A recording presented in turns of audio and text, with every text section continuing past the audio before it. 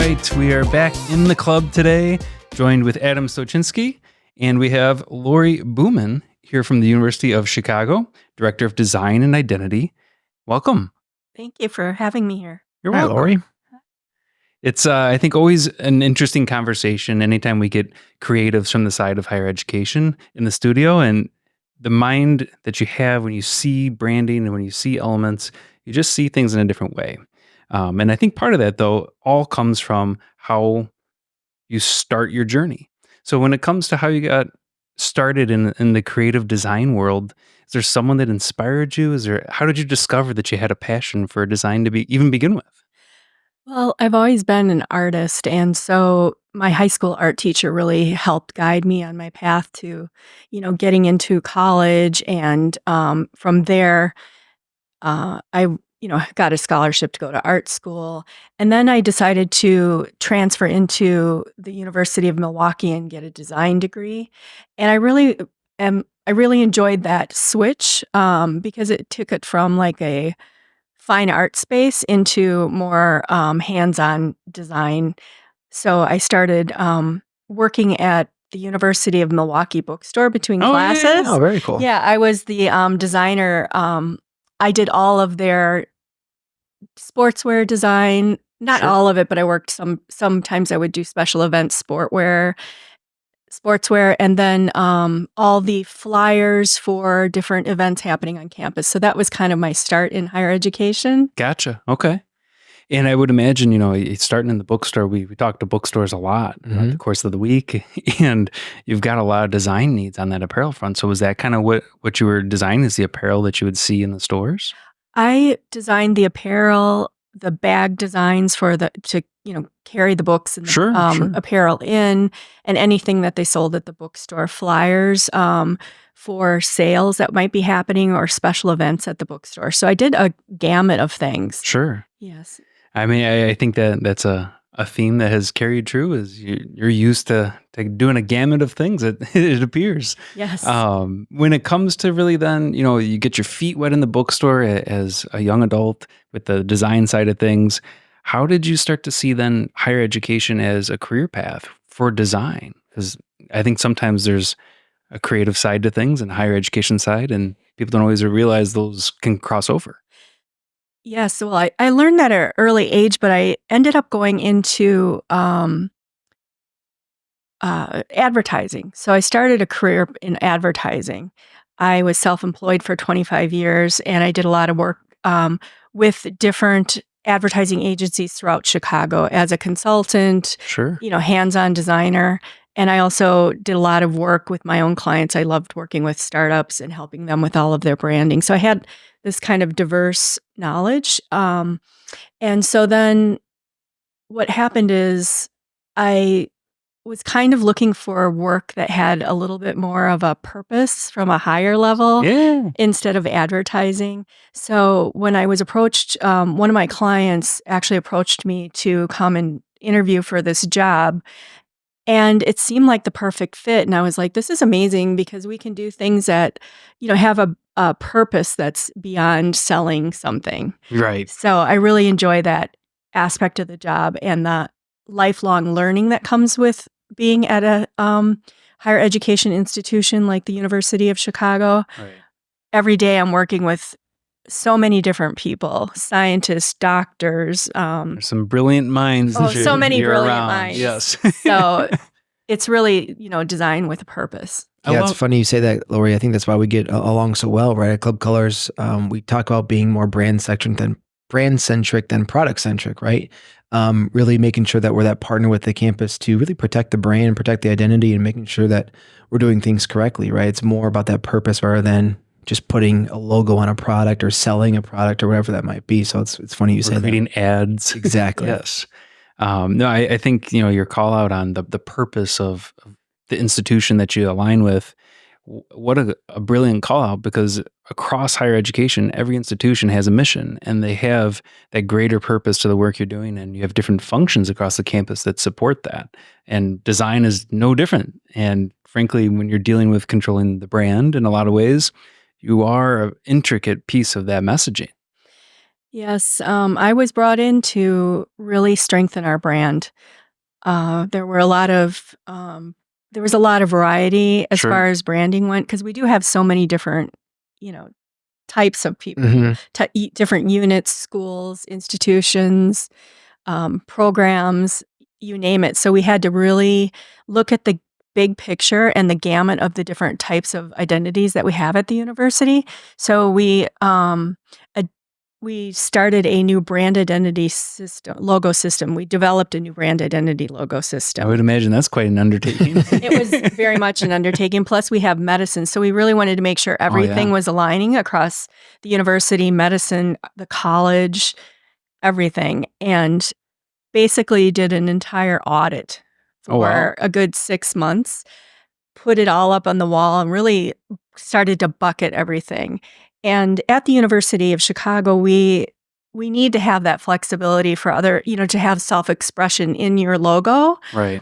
So we wanted to really make sure that everybody had that opportunity, whether they have a legacy mark or want a new mark, that they did have that, room to actually do that. So we do a lot of custom marks as well as our basic standard branding. Yeah, so how did you streamline that, and how long did that take? 'Cause I know there's a lot of schools right now probably listening and thinking that they're trying to corral their brand right now.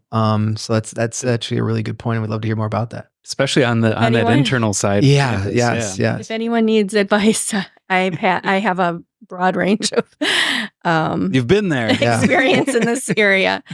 Well, after we did the audit, we have some people who go by the University of Chicago and then the school name, like Hare School Public Policy. Sure. Or you have UChicago Dining. So we started to look at it as people with the UChicago in their name would be a more casual mark. People in the university, the University of Chicago in their name, would have a different kind of mark. And our casual mark also, we use UChicago just like medicine. So we made sure that those two brands were looking alike. Sure. And then we have a lot of sprawl happening across our RSOs. And so we Anyway, developed RSO. registered student organizations. So we made sure that there was a solution for that. Sure. The students need a lot of flexibility. So we They have ask for a lot of Yeah, I would flexibility say too, we- I think, don't they?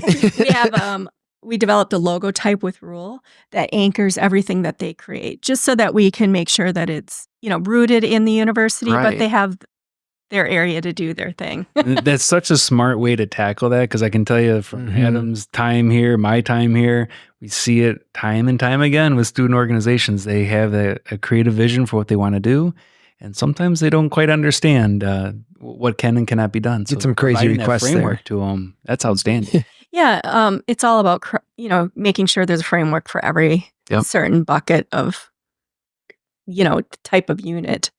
So Yeah. it works out. And I would imagine, when you're talking about dealing with the medical side, the university side, oftentimes those are their own silos. And Yeah, they so are. I'm sure there's communicators on both of those sides of the equation that you're routinely having to have conversations with. What does that look like when you're balancing two different operations that are all under the same parent umbrella, if you will?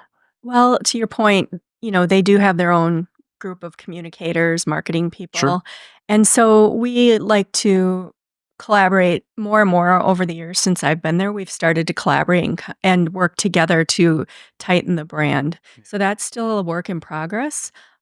But yes. Yeah, it's not an overnight thing by any means. No, No. because it took 2 years just to wrap our heads around and develop the brand identity logo system for the university. Sure. But they complement each other. So that worked out really well. And Well, I think when they complement each other, it brings continuity to all of it, and it's something that at the end of the day, for the general public, you see Chicago Medicine, you see the University of Chicago. Someone that's not part of the university doesn't know the difference. They're just seeing the University of Chicago associated with it. So you have to have that consistency across it. I like that you found a way to bring those two silos together and offer some control and some consistency.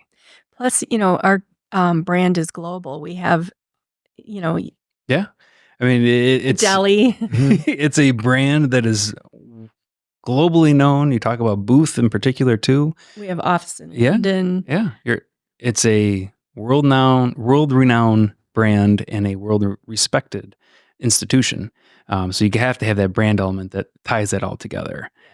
So dealing with the branding element and creating the control for it, it's one hat you wear.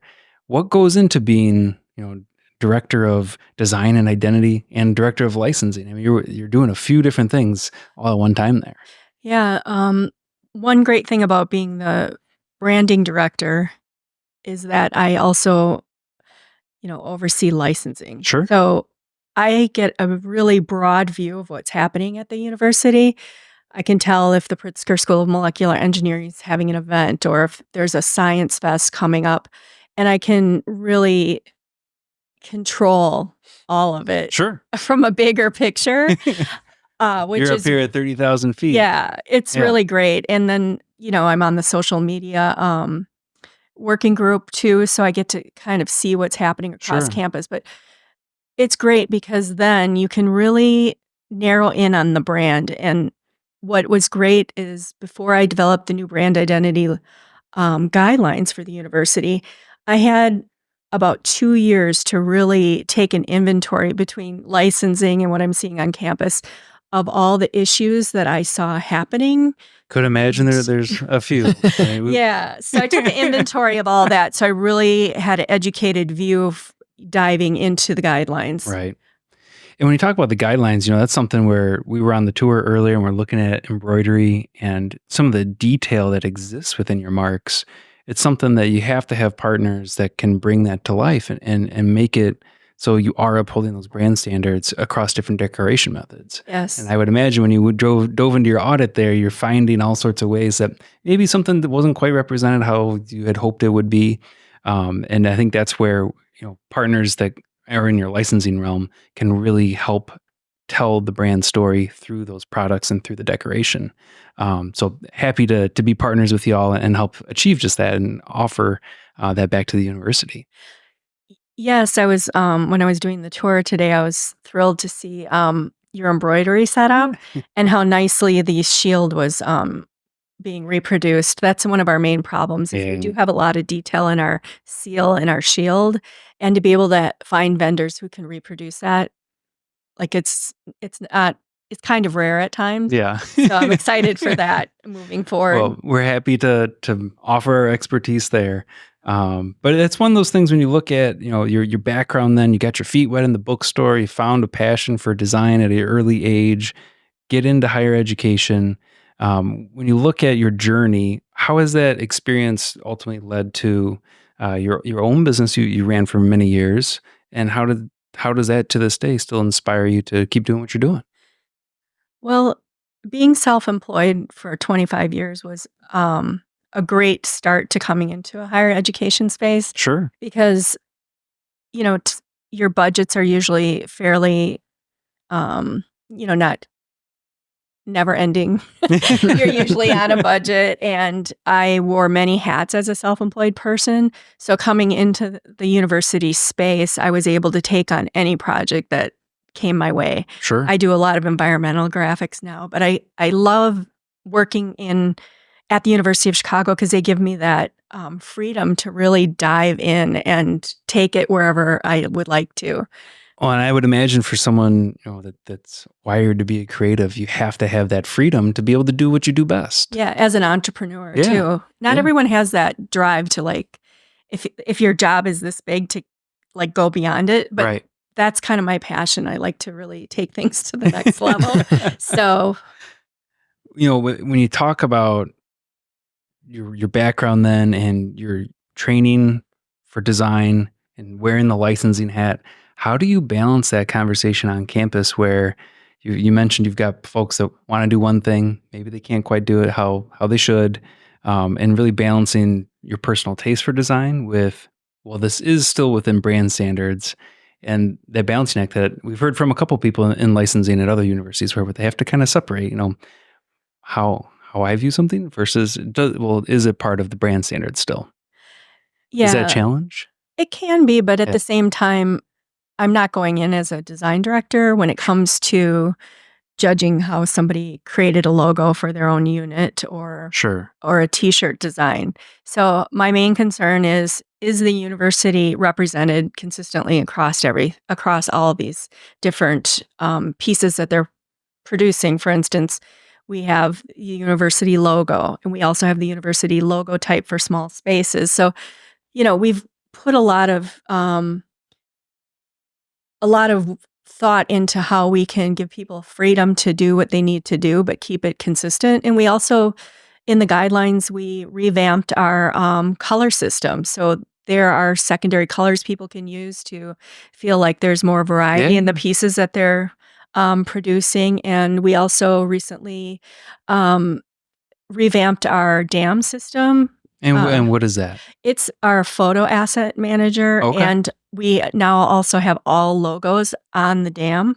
I know that's a funny term, but it's an asset It's a child management show. system.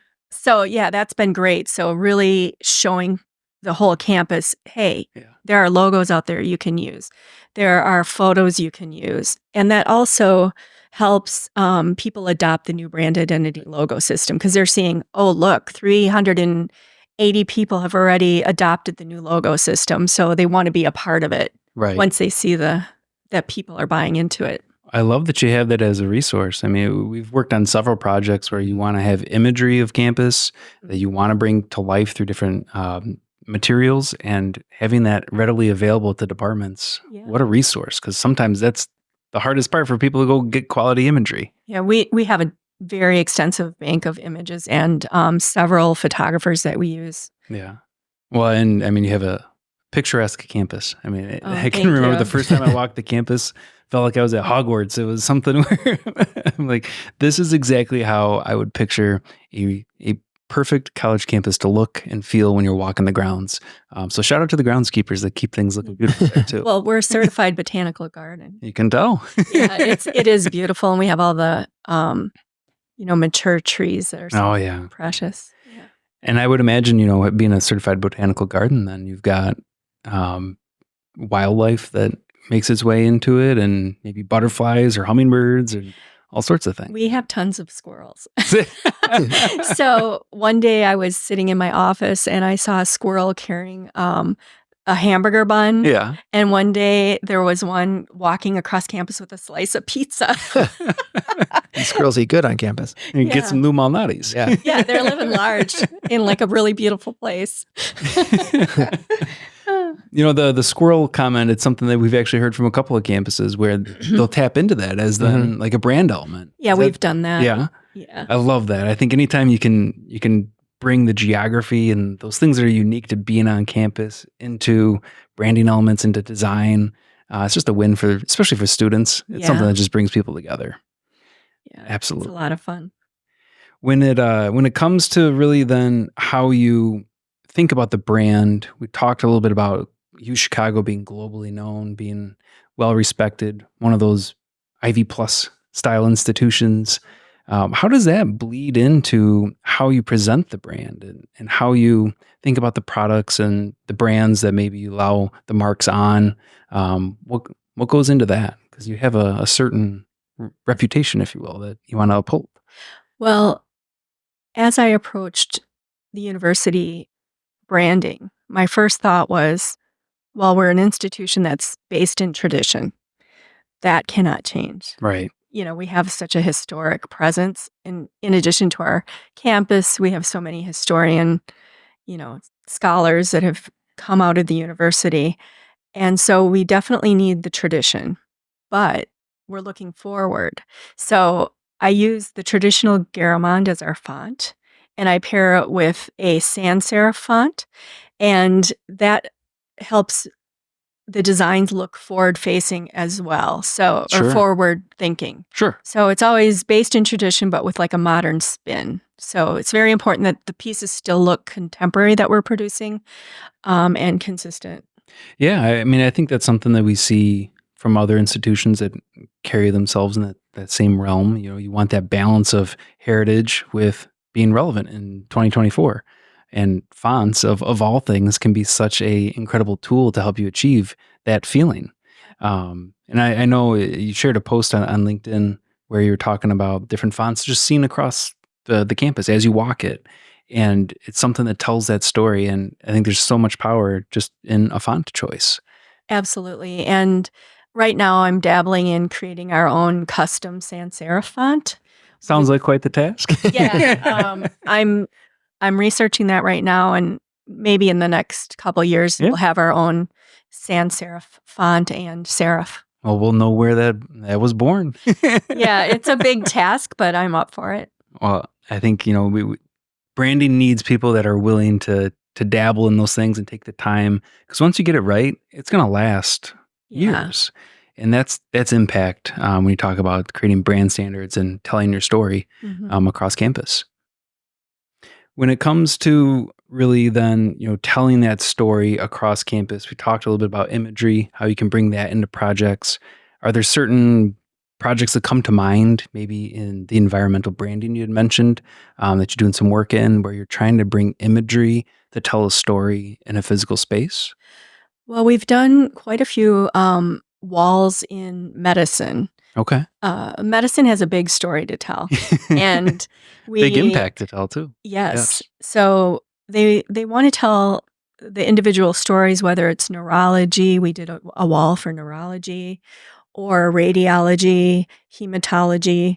So we tell like a timeline story sometimes, showing their heritage along with what their modern research that they're doing today. Sure. And that's been really fun. But the thing is, when you're doing environmental graphics, it has to have longevity.